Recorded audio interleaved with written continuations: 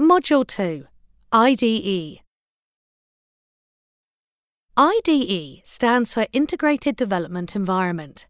This is a piece of software that helps you write and debug programs.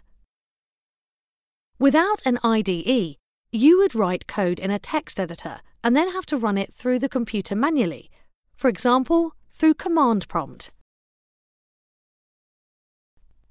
An IDE gives you additional features to help.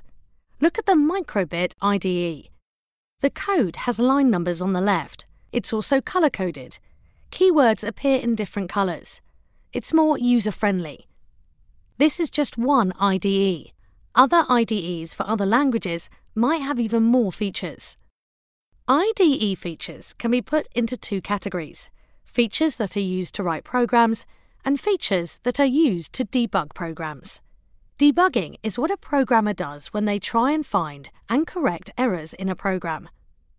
When writing programs, some IDEs will color code text so you can make sure you have written the correct type of code. Autocomplete will guess what you are writing and fill it in for you.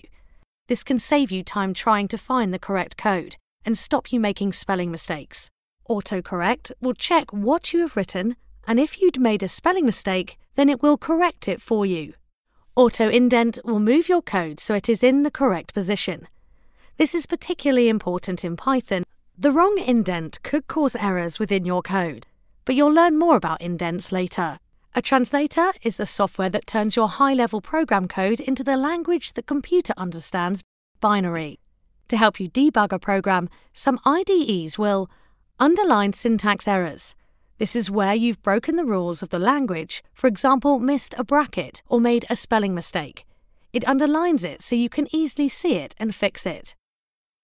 Highlight errors that you have made, for example, if there is something missing. Produce error reports. These are lists of the line numbers where there is an error, and sometimes it will even tell you what it thinks the error is. Let you use a variable watch window. Let you look at all the variables you have and see when they change and what they change to. By watching these, you may be able to work out where your program is incorrect.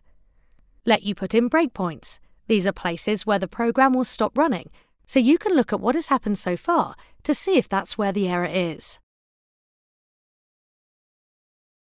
When you are ready to test your program, you need to download it by clicking on Download. This creates a program file that you can move to your MicroPython. When the file is downloaded, you need to drag it into the folder for your MicroPython and then watch your MicroPython to see if it works. If there is a problem, your MicroPython will tell you there is an error and which line number it is on. Read this carefully and then check your code for errors. When you have corrected it, you will need to download the program again and transfer it to your MicroPython again. Repeat as needed. Remember, very few people write a program correctly first time. Making errors is expected. It's the best way to learn.